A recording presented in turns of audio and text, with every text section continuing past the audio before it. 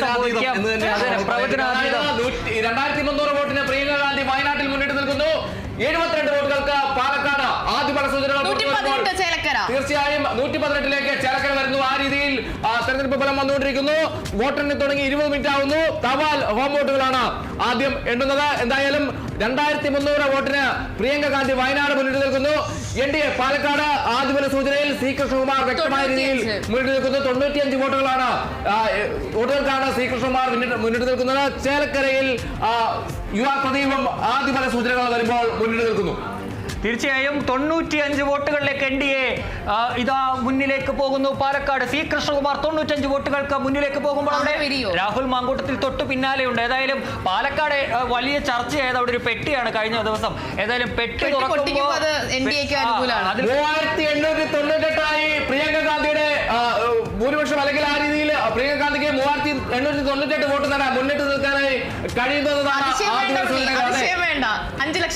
ലക്ഷത്തിലേക്ക് വരട്ടെ. എന്തായാലും നമുക്ക് നോക്കാം. 3898 തന്നെ ആദ്യ ഫല സൂചനകൾ പുറത്തു വരുമ്പോൾ പ്രിയങ്ക ഗാന്ധി മുന്നിട്ട് നിൽക്കുന്നതാണ് എടുത്തു പറയുന്നത്. രണ്ടാം സ്ഥാനത്ത് LDF സ്ഥാനാർത്ഥി സത്യൻ മൊകേരിയാണ്. അതേസമയം പാലക്കാട് 95 വോട്ടുകൾക്കാണ് സി കൃഷ്ണകുമാർ മുന്നിട്ട് നിൽക്കുന്നത്. ചേലക്കരയിൽ 118 വോട്ടുകൾക്ക് UR പ്രദീപും LDF സ്ഥാനാർത്ഥി മുന്നിട്ട് നിൽക്കുന്നു. അതെ, പാലക്കാട് നെഞ്ചിടിപ്പേറുകയാണ്. 3898 അതിനിയും ഉയരുമല്ലോ, ഉയരും. 5 ലക്ഷം എത്തും അല്ലേ? ഏതായാലും പാലക്കാട് ഞാൻ മേഘനോട് സംസാരിച്ചപ്പോൾ മേഘന പറഞ്ഞത് അവിടെ UDF ഉറപ്പാണ്. പക്ഷെ കഴിഞ്ഞ തവണ ഇങ്ങനെ തന്നെയായിരുന്നു. ഷാഫി പറമ്പിൽ വളരെ 9000 വോട്ടിനൊക്കെ പിന്നിൽ പോയ സമയം ഉണ്ടായിരുന്നു കഴിഞ്ഞ തെരഞ്ഞെടുപ്പ്. നമ്മൾ കാണുന്ന കാര്യം ചില മേഖലകളാണ് ഏറ്റവും പ്രധാനമായിട്ട് വരുന്നത്. അപ്പൊ ആദ്യം ആന്റണി പറഞ്ഞ പോലെ തന്നെ ഈ നഗരസഭയാണ് ആദ്യം പോസ്റ്റൽ വോട്ടുകൾ എണ്ണുന്നത്. അപ്പൊ ആ രീതിയിൽ വന്നപ്പോൾ നഗരസഭയിൽ കഴിഞ്ഞ തവണ ഷാഫിയെ രക്ഷിച്ചത് പിരായിരി പഞ്ചായത്തിലെ 6000 102 വോട്ടുകളിലേക്ക് ഇപ്പോൾ എത്തിയിരിക്കുന്നു. 102 വോട്ടുകളിലേക്ക്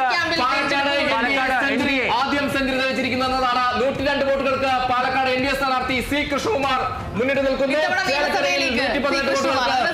UR പ്രദീപ് മുന്നിട്ട് നിൽക്കുന്നു. പ്രിയങ്ക ഗാന്ധി 3898 വോട്ടുകൾക്ക് വയനാട്. പക്ഷേ 100 വോട്ടിന് തൊട്ടു പിന്നാലെ രാഹുൽ മാങ്കൂട്ടവും ഉണ്ട് എന്നുള്ളതാണ്. അപ്പോൾ ആദ്യഘട്ടത്തിൽ മത്സരം ഇഞ്ചോടിഞ്ച് ഏത് സമയം ഇനിയിപ്പോൾ 8:30 ഈ ഫലങ്ങളിലൊക്കെ വലിയ മാറ്റം സംഭവിക്കാമെന്നുള്ളത് ഉറപ്പായ തീർച്ചയായ ഒരു കാര്യമാണ്. അതുകൊണ്ട് തന്നെ തൊട്ടു പിന്നാലെ ഇപ്പോൾ UDFന്റെ രാഹുൽ മാങ്കൂട്ടത്തിലുണ്ട്.